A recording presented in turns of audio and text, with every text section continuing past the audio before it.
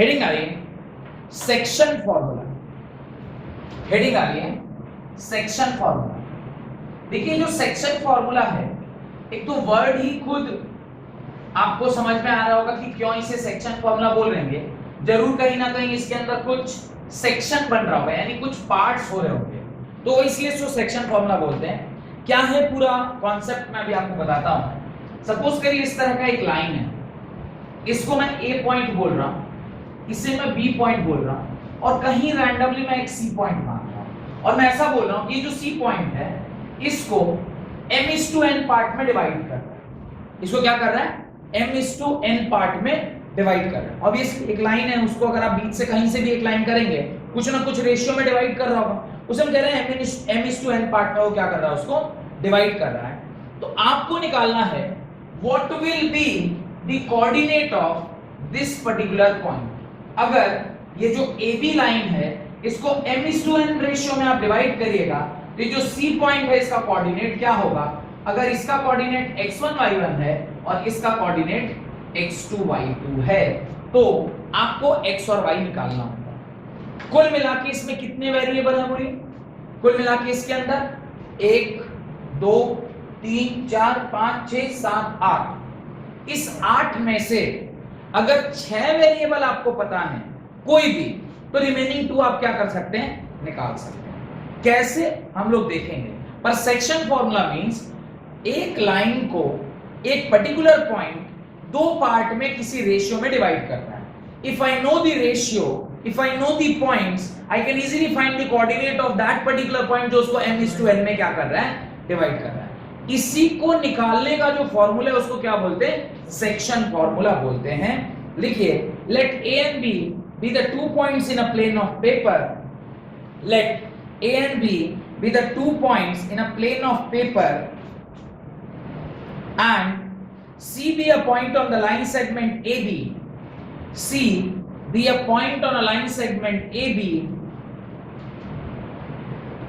Line segment AB such that AC is to BC, such that AC is to BC is m/n. AC is to BC is m/n. अब उसको m/n के उससे बोलते हैं। Got it? और इस प्रकार से ये यहां पे दिया हुआ है। मैं आपको डायरेक्टली इसका फॉर्मूला लिख के दिखाता हूं कि कैसे इसका फॉर्मूला लिखेंगे, और फिर मैं आपको दिखाऊंगा कि इसका डेरिवेशन कैसा होगा। x इज इक्वल टू, ध्यान से देखिएगा फॉर्मूला कैसे निकला, m into this, m into x2 plus n into this, n into x1 whole divided by m plus n। x का फॉर्मूला क्या हुआ? m into x2 plus n into x1 divided by m plus n। ये x निकालने का formula, y निकालने का formula m into y2 plus n into y1 whole divided by m plus n। ये आपका क्या हो गया? y निकालने का फॉर्मूला हो गया। तो ये x और y निकालने के फॉर्मूले आपको इस प्रकार से दिए गए हैं, जहां पे आप x और y बड़ी आसानी से क्या कर सकते हैं? निकाल सकते हैं। तो ये काफी आसान है, फॉर्मूला याद रखना है। कैसे याद रखेंगे? बहुत सरल है। this into this plus this into this by m plus n, ये रह गया फॉर्मूला। पर अगर आपको इसका डेरिवेशन जानना है कि कैसे डिराइव हुआ है, तो वो भी बहुत सरल है। हम लोग उसको भी तुरंत से चेक कर सकते हैं कि इसका डेरिवेशन कैसे हुआ होगा। ध्यान से देखिएगा तो वो भी आपको समझ में आ जाएगा इसका डेरिवेशन कैसे हुआ होगा। ध्यान से देखिए इसका डेरिवेशन कैसे हुआ है, मैं आपको करके दिखा देता हूँ इसका डेरिवेशन कैसे हुआ। अब डेरिवेशन के लिए मैंने इसको थोड़ा सा छोटा बनाया, रीजन मेरे को बोर्ड में थोड़ी जगह चाहिए होगी, मैं इसे फिर से मिटा के एक बार फिर से बना रहा हूं। ठीक है, अब जरा देखिए ध्यान से, ये आपका ये कोऑर्डिनेट एक्सिस है, यही वो लाइन है जो अभी थोड़ी देर पहले मैंने बनाया था। दिस वाज पॉइंट ए जिसके कोऑर्डिनेट थे x1, y1। This was point B जिसके कोऑर्डिनेट थे x2, y2, और दिस इज पॉइंट सी जिसका कोऑर्डिनेट था x, y। आपने इसे m और n पार्ट में क्या किया? डिवाइड किया। ये कोई डाउट? यहां पे concept of similarity of triangle आता है काम। तो चूंकि मैंने अभी आपको ट्रायंगल पढ़ाया नहीं, तो बिना पढ़ाए मैं वो कॉन्सेप्ट तो नहीं यूज कर सकता। तो मैं आपको पहले बताता हूं कि what is similarity of triangle. Similarity of triangle आप किसे कहते हैं? What is similarity of triangle? ध्यान से देखिए, सिमिलैरिटी ऑफ ट्रायंगल क्या है। मैं ये कहता हूं कि ये मेरा एक हाथ है, ठीक है, मेरा हाथ मेरे बेटे के हाथ के साथ सिमिलर है या कॉन्ग्रुएंट है। क्लास 9 में आपने कॉन्ग्रुएंसी पढ़ा था। Congruency means two geometrical figure which overlap each other. वो एग्जैक्टली उसके ऊपर क्या होना चाहिए? ओवरलैप होना चाहिए। ये ओवरलैप हो गया तो ये कॉन्ग्रुएंट फिगर्स हैं।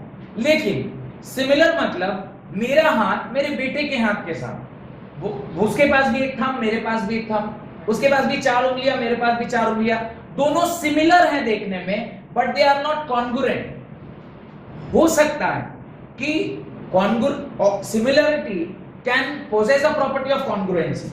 सिमिलर फिगर्स कॉन्ग्रुएंट हो सकते हैं, और कॉन्ग्रुएंट फिगर्स, सॉरी उल्टा बोल गया, कॉन्ग्रुएंट फिगर्स सिमिलर हो सकते हैं, but similar figures can not be congruent. जैसे ये अगर मेरा ट्रायंगल है और ये मैं बड़ा ट्रायंगल बना रहा हूं, दोनों ट्रायंगल ABC और PQR ये दोनों आपस में सिमिलर हैं।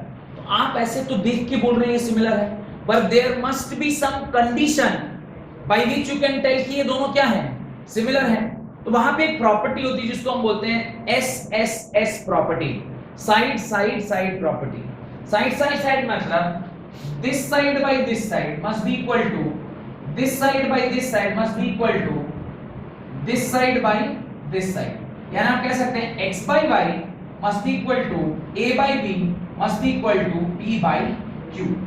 ये अगर रेशियो सेम आ जाए तो मैं क्या बोलूंगा कि ये जो पर्टिकुलर ट्रायंगल है आपस में दोनों क्या हैं? सिमिलर। ये सिमिलैरिटी की प्रॉपर्टी है। बहुत डिटेल में तो पूरा चैप्टर ही ट्रायंगल का हमें पढ़ना है, पर यहां पर जितना कॉन्सेप्ट मुझे चाहिए था वो मैंने आपको बता दिया। अब आप कहेंगे सर यहां पर ट्रायंगल बन कहां रहा है? ध्यान से देखिए, मैं अभी ट्रायंगल बना रहा हूं, एक ये ट्रायंगल बनेगा और एक यहां पर ट्रायंगल बनेगा, एक ये ट्रायंगल, एक ये ट्रायंगल। आपको प्रूफ करना है कि ये दोनों क्या है? सिमिलर है। There are so many ways in which this similarity can be proved. यहां पर जो आप सिमिलैरिटी प्रूव करेंगे वो आप RHS भी कर सकते हैं या एंगल साइड भी, आप जिससे चाहे उससे इसको सिमिलर कर सकते हैं। एंगल भी हो सकता है, या ये 90 डिग्री है, ये भी 90 डिग्री, R हो गया। फिर आप एक साइड को भी इसके बराबर, यानी ये, या फिर ये एंगल और ये एंगल को भी आप किसी भी प्रकार से आप इसको क्या कर सकते हैं? प्रूफ कर सकते हैं। There are so many ways in which this can be proved as similar. ये दोनों ट्रायंगल अगर सिमिलर हैं, ये दोनों अगर ट्रायंगल क्या है? सिमिलर हैं, तो आपको क्या करना है? उसके बाद इन सारी चीजों को पहले निकाल के लिखना होगा कि इसके सारे साइड्स की क्या वैल्यू है। ये सिमिलैरिटी वाले पार्ट को मैं थोड़ी देर के लिए क्या कर रहा हूं? मिटा रहा हूं। ये कॉन्सेप्ट समझ में आ गया? तभी सिमिलैरिटी वाले पार्ट को मिटा रहा हूं। हम लोग देखते हैं कि किस साइड को आप क्या बोलेंगे। ध्यान से देखिए, ये लेंथ को आप क्या बोलिएगा? This length will be what? यहां से यहां का कोऑर्डिनेट x है और यहां से यहां का कोऑर्डिनेट x1 है, तो सिर्फ इसको मैं x - x1 बोलूं, चलेगा? Got it? अब जरा देखिए, यहां से यहां कितना है? यहां से लेकर यहां तक x2 है और यहां से लेकर यहां तक x है। तो कोई आपसे यहां से यहां की दूरी पूछेगा, आप क्या बोलेंगे? x2 - x बोलेंगे, नहीं बोलेंगे? इसमें कोई डाउट? सिमिलरली कोई अगर आपसे ये दूरी पूछेगा, ये कितना है, तो आपका आंसर क्या होगा? y - y1 होगा क्या? क्योंकि यहां से यहां तक कितना है? y1, और यहां से यहां तक कितना है? y। तो इसमें से अगर ये घटा दीजिएगा तो ये निकल जाएगा, और यही इसके बराबर है, तो y - y1। सिमिलरली अगर मेरे से कोई ये पूछ ले कि ये दूरी कितनी है, तो आप क्या बताएंगे? यहां से यहां तक y2 है, यहां से यहां तक y है, तो ये क्या होगा? y2 - y के बराबर। इसे मैं लिखूंगा y2 - y के बराबर। इस प्रकार से जब आपने ये सारा एक्सप्रेशन लिख दिया, तो यहां पर कैन आई राइट, अच्छा इस बीच वाले पॉइंट को P मान लीजिए, इसको थोड़ी देर के लिए आप क्या मान लीजिए? P मान लीजिए। तो can I write AP by PB, AP by PB is equal to, अब इसको आपने H नाम देना है और इसको आपने K नाम देना है। तो can I write AH by PK, AH by PK is equal to, can you write PH by BK, PH by BK। कुछ नहीं, दो ट्रायंगल के साइड्स को सिमिलरिटी वाली प्रॉपर्टी लगाए हैं। ध्यान से देखिएगा तो दिख जाएगा। ये एक ट्रायंगल है जिस ट्रायंगल का नाम है ट्रायंगल PAH, PAH एक ट्रायंगल है, और दूसरा एक ट्रायंगल है जिसको मैं बोल रहा हूं BPK एक ट्रायंगल है। अब देखिए, ये साइड इस साइड के प्रोपोर्शनल, तो आप लिखेंगे PA by PB, PA by PB। अच्छा, आप इस साइड को इस साइड के प्रोपोर्शनल लिखेंगे AH by PK, AH by PK, और इस साइड को इस साइड के proportional, this is PH by BK। चलिए, ये आपने लिखा, ये कैसे लिखा? According to similarity of triangle, according to similarity of triangle, triangles की सिमिलैरिटी के नियम के अनुसार आपने ये लिखा। अब इन सारे की वैल्यू को लिखते हैं। AP किसके बराबर? M के बराबर। AP किसके बराबर? M के बराबर। PB किसके बराबर? N के बराबर, इज इक्वल टू AH को क्या मैं x माइनस x1 लिख सकता हूं? AH को क्या मैं x माइनस x1 लिख सकता हूं? हाँ। PK को क्या लिखूंगा? PK को क्या मैं write x2 minus x is equal to, PH को क्या लिखूंगा? PH will be y minus y1 whole divided by PK will be y2 minus y। इस एक्सप्रेशन में कोई डाउट है तो पूछिए। इसमें मेरे ख्याल से आपको कोई डाउट नहीं होना चाहिए। Now what, you equate these two equations and you equate these two equations. मैं पहले इन दोनों को इक्वेट करता हूं, इक्वेटिंग फर्स्ट एंड सेकंड। अब क्या लिखेंगे? m by n is equal to x minus x1 by x2 minus x, cross multiply करें, m2 x2 minus mx is equal to nx minus nx1। मुझे x को एक तरफ रखना है क्योंकि मुझे x कैलकुलेट करना है, तो मैं x को एक तरफ रखता हूं, बाकी सबको एक तरफ। मैं लिखूंगा nx minus mx is equal to nx minus नहीं, उधर जाएगा तो प्लस, ये उधर गया, और इस तरफ क्या बन जाएगा? mx2 प्लस nx1, और यहां से आप x कॉमन ले लो तो क्या बचेगा? m plus n is equal to mx2 plus nx1, और अगले स्टेप में x is equal to mx2 plus nx1 whole divided by m plus n। x का जो फॉर्मूला आपने वहां बाजू में लिखा है, क्या वही एक्सप्रेशन निकल के आ गया? क्या आ गया? चलिए, तो पहले और दूसरे को जो आपने एक साथ लिया तो आपको वो एक्सप्रेशन निकल के आ गया। अब मैं ये पहला वाला एक्सप्रेशन जो कि ऑलरेडी निकाल चुका हूं, तो इसे भी मिटा रहा हूं। आप लोग ये भी लिख चुके होंगे, इसको भी मैं मिटा देता हूं, मैं सेकंड एक्सप्रेशन भी निकालता हूं। अब यहां पे आप सेकंड एक्सप्रेशन देखिए, इक्वेशन 1 और इक्वेशन 3 को मैं आपस में क्या कर रहा हूं? इक्वेट कर रहा हूं। मैंने we are equating these two. अब जब इसको इक्वेट करेंगे तो आप क्या लिखोगे? m by n is equal to y minus y1 whole divided by y2 minus y। यही है पहला और तीसरा टर्म। अब आपस में इसको क्रॉस मल्टीप्लाई करेंगे। जब आप क्रॉस मल्टीप्लाई करेंगे होगा m by 2 minus my is equal to ny minus ny1। अब आप y वाले टर्म को एक तरफ और बिना y वाले टर्म को एक तरफ रख दीजिए। ny plus my is equal to m by 2 plus n by 1।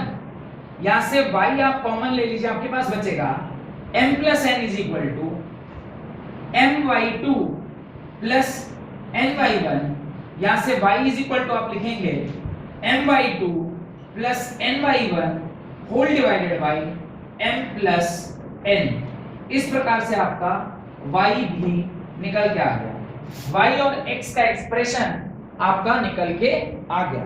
तो सिर्फ एक छोटा सा कॉन्सेप्ट था वहां पे छुपा हुआ, and the concept was similarity of triangle. Similarity मतलब the sides will be proportional, angle will be equal and sides will be proportional. Side proportional होने चाहिए, यानी एंगल सेम इक्वल होना चाहिए, क्योंकि एंगल अगर इक्वल नहीं हुआ तो फिर सिमिलैरिटी होने का कोई चांस ही नहीं। तो एंगल सेम होना चाहिए पर साइज प्रोपोर्शनल। इसको ऐसे समझिए कि आप ही का फोटो, आपने उसको कैमरे में जब आप खींचते हैं तो उसको जूम करते हैं ना, तो जूम करेंगे तो आपका ऐसा जूमिंग में ऐसा होता है कि नाक बहुत बड़ा हो गया और कान उतना ही छोटा रह गया। जूमिंग में क्या होता है, पूरा का पूरा चेहरा बड़ा होता है और पूरा का पूरा चेहरा छोटा होता है। तो आपने जब उसको जूम आउट किया या उसको बड़ा कर रहे हैं तो आंख भी वैसे ही बड़ा हुआ, कान भी वैसे ही बड़ा हुआ, चेहरा भी वैसे ही बड़ा हो गया। फिर जब आप जूमिंग कर रहे हैं तो कान भी छोटा हुआ, आंख भी छोटा, सब छोटा हो गया। तो ये जो आपने छोटा और बड़ा किया that is called as proportional. सब कुछ प्रोपोर्शनली बढ़ा और सब कुछ प्रोपोर्शनली घट गया, तो यहां बोलेंगे ना दोनों सिमिलर हैं, दोनों एक दूसरे के सिमिलर हैं। तो angle must be same and side should be proportional. तो इस प्रकार से आप ये दोनों एक्सप्रेशन अपनी कॉपी में लिखिए। ये जो x और y अभी निकल के आया है, these are the coordinates of this particular point जो आपने बीच में क्या किया था, अज्यूम किया था। अब जरा ध्यान से देखिएगा, होप कि ये डेरिवेशन आपको समझ में आया हो। अब तो इस बार ऐसे भी आपका ऑब्जेक्टिव हो रहा है एग्जाम, तो ये डेरिवेशन उतना ज्यादा इंपॉर्टेंट नहीं होता है, लेकिन डेरिवेशन जब कभी भी आप देखेंगे तो डेरिवेशन इसलिए भी आपको पता होना चाहिए क्योंकि अगर कोई कॉन्सेप्चुअल सवाल आएगा तो वो तभी आप बना पाएंगे जब आपको उसका डेरिवेशन क्या हो पता हो। तो कॉन्सेप्चुअल सवाल के लिए आपको किसी भी पर्टिकुलर कॉन्सेप्ट में डेरिवेशन का पता होना बहुत जरूरी है। अब जरा ध्यान से देखिए, अभी भी इस पॉइंट को मैं क्या बोल रहा हूं, ए पॉइंट बोल रहा हूं। अभी भी इस पॉइंट को मैं क्या बोल रहा हूं, ए पॉइंट बोल रहा हूं। This point is known as B point, और आप ए और बी को इस प्रकार से जोड़ रहे हैं। तभी थोड़ा मैंने ऐसे स्लैंटिंग लाइन बनाया था, अभी मैं इसे क्या बना रहा हूं, स्ट्रेट लाइन बना रहा हूं। अच्छा, ये अभी मान लीजिए ये सी पॉइंट है और ये m/n में डिवाइड कर रहा है और m/n का रेशियो क्या है, 1:1 है। यानी इनडायरेक्टली मैं क्या बोलना चाह रहा हूं, इनडायरेक्टली मैं ये बोलना चाह रहा हूं कि ये मिड पॉइंट है। अगर 1:1 में डिवाइड करेगा मतलब ये मिड पॉइंट है। मिड पॉइंट अगर है तो x क्या लिखेंगे, x लिखेंगे, ये इज इक्वल टू क्या हो गया 1, और ये भी किसके बराबर, 1 के बराबर। और इसके कोऑर्डिनेट क्या दें, x1, y1, इसका कोऑर्डिनेट क्या ना, x2, y2। आप लिखेंगे 1 into x2 plus 1 into x1 whole divided by 1 plus 1, यानी x कितना निकल के आ गया, x2 plus x1 by 2। यानी मिड पॉइंट जब कभी भी होता है तो सिंपली फॉर्मूला क्या हो जाता है, sum of the coordinates divided by 2। याद करिए, मैंने एक जगह आपको ये वाला कॉन्सेप्ट जब हम लोग क्वेश्चन सॉल्व कर रहे थे डिस्टेंस फार्मूला का, तो मैंने आपसे वो ट्रायंगल के बीच वाला पॉइंट को कैसे निकाला था। मैंने कहा था ये मीडियन है, मीडियन उसको दो इक्वल पार्ट में डिवाइड करता है। मैंने कहा था कि डायरेक्टली इसका फार्मूला आप लिख लीजिए x1 + x2 / 2 और y1 + y2 / 2। और उस दिन मैंने कहा था जिस दिन सेक्शन फार्मूला पढ़ेंगे उस दिन आपको ये डाउट आपका क्लियर हो जाएगा कि सर मिड पॉइंट में आपने डायरेक्टली x1 + x2 / 2 और y1 + y2 / 2 कैसे लगाया। मिड पॉइंट मतलब both the ratio is 1, यानी this is to this are same, m/n is 1, और m/1 अगर 1 है तो आप उस फार्मूले में डाल दीजिए, आपको ऑटोमेटिकली दोनों के कोऑर्डिनेट का सम by 2 आ जाएगा। सिमिलरली y कोऑर्डिनेट जो आप निकालेंगे क्या लिखेंगे, 1 into y2 plus 1 into y1 whole divided by 1 plus 1 that is equal to y is equal to y2 plus y1 by 2। यानी सिंपली द मिड पॉइंट कैसे निकलता है, दोनों कोऑर्डिनेट के x एक्सिस को जोड़ के डिवाइड बाय 2 कर दीजिए, दोनों कोऑर्डिनेट के y एक्सिस को डिवाइडेड बाय 2 कर दीजिए, इससे आपका आंसर निकल के आ जाएगा। तो ये आपको ध्यान रखना है कि मिड पॉइंट के केस में डायरेक्टली दोनों कोऑर्डिनेट को जोड़िए और डिवाइडेड बाय 2 कर दीजिए, आपका फाइनल आंसर आ जाएगा। कई बार ये समझ में आ गया, चलिए इसको मिटा दें। कई बार ऐसा भी होता है कि ये एक पॉइंट डाल के लिख लीजिएगा कि if m is to n is 1:1, तो ऐसा हम डायरेक्टली कर सकते हैं। m/1:1 मींस आप एक्चुअली किसकी बात कर रहे हैं, आप मिड पॉइंट की बात कर रहे हैं। अभी देखिए अगला जो कॉन्सेप्ट है वो ये है कि suppose this is point A, ये पॉइंट A है और ये दूसरा एक पॉइंट है, दिस इज पॉइंट B। कहीं भी एक C पॉइंट है या कहीं भी एक C पॉइंट है जिसका कोऑर्डिनेट x, y है, this is x2, y2, this is x1, y1, और इनके बीच का जो रेशियो है वो m/n है। अब जरा इस फॉर्मूले को ध्यान से देखिए, इस फॉर्मूले को जरा ध्यान से देखिए, x is equal to mx2 plus nx1 by m plus n। मैंने इंटेंशनली यहां से n कॉमन ले। अभी अगर मैं n कॉमन लेता हूं तो ये क्या आ जाएगा, m by n x2 plus x1 whole divided by m by n plus 1 और नॉट। यहां पे भी n कॉमन ले रहे हैं, n से क्या हो गया, कैंसिल। अब m by n into x2 plus x1 by m by n plus 1, यहां पे मैं लिख रहा हूं let m by n is equal to lambda. तो ये जो x है इसको आप लैम्डा के टर्म्स में भी लिख सकते हैं, lambda x2 plus x1 by lambda plus 1। ये भी एक तरीका है सॉल्व करने का। यानी जब कभी भी आपको ऐसा दिया हुआ है, सपोज करिए दिया हुआ है आपको 3:4 के रेशियो में इसको डिवाइड किया है, आप इसको 3:4 के टर्म्स में जैसे ही बोल रहा है डिवाइड करने के लिए, आप क्या लिखेंगे 3/4:1 के लिए आप क्या कर लीजिए 3/4:1। बात एक ही है, 3/4:1 का बात एक ही है। कैसे निकाला होगा 3 अगर 3:4 दिया हुआ है, आप दोनों साइड 4 से डिवाइड कर लीजिए, कट गया होगा, क्या निकल के आया होगा 3/4:1। ये 3/4 को क्या बोल दिया, लैम्डा बोल दिया। तो अब सवाल जो है ना वो दो वेरिएबल का ना होकर सिंगल वेरिएबल में क्या हो जाता है, कन्वर्ट हो जाता है। सिमिलरली जैसे कि हमने x एक्सिस के लिए किया है, वैसे ही जब आप y एक्सिस पे भी करोगे तो ये क्या आएगा m into y2 plus n into y1 whole divided by m plus n। Intentionally आप n ये कॉमन ले लें। अब यहाँ क्या लिखेंगे m by 1 y2 plus y1 whole divided by n times m by n plus 1। और यहाँ पे एग्जैक्टली जो हमने यहाँ किया था कि आप इसको क्या मान लेंगे, लैम्डा मान लेंगे, तो आएगा lambda y2 plus 1 whole divided by lambda plus 1, where lambda is what, lambda is m by n का ratio. lambda is what, m by n का रेशियो। तो इस प्रकार से भी सवाल को सॉल्व किया जा सकता है।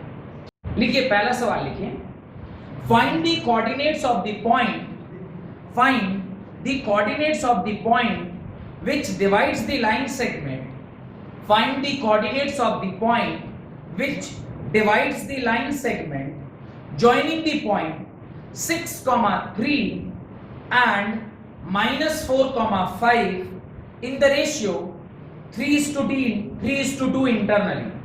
Find the coordinates of the point which divides the line joining the points 6, 3 and -4, 5 in the ratio 3:2 internally. Internally वो 3:2 के रेशियो में उसको क्या कर रहा है, डिवाइड कर रहा है। 3:2 के रेशियो में उसको क्या कर रहा है, डिवाइड। ध्यान से देखिए समझ में आ जाएगा। 3:2 के बीच में अगर डिवाइड करेगा तो क्या होगा। अभी सबसे पहले किसी भी सवाल को जो आप सॉल्व करते हैं तो उसको आप पहले डायग्राम बनाइए। डायग्राम बनाने के क्रम में आपको क्या करना चाहिए, उसके सारे कोऑर्डिनेट्स वगैरह आपको लिखने चाहिए। तो आपको क्या क्या दिया हुआ है, देखिए आपको ए का कोऑर्डिनेट दिया हुआ है 6, पहले पॉइंट का कोऑर्डिनेट क्या दिया हुआ है 6, 3 और दूसरे पॉइंट का कोऑर्डिनेट कितना दिया हुआ है -4, 5 और ये जो रेशियो है m:n वो दिया हुआ है 3:2 इंटरनली।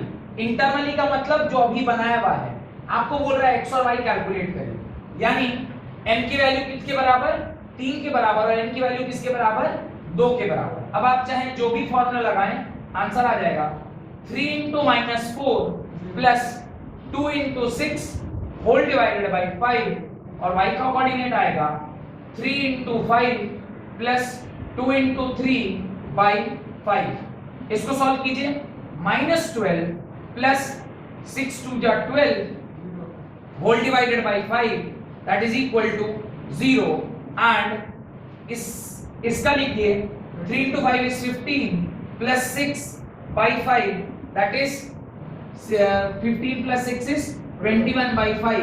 कोऑर्डिनेट आ गया 0, xy का कोऑर्डिनेट क्या आया, this is 0, 21 by 5 and this is the answer।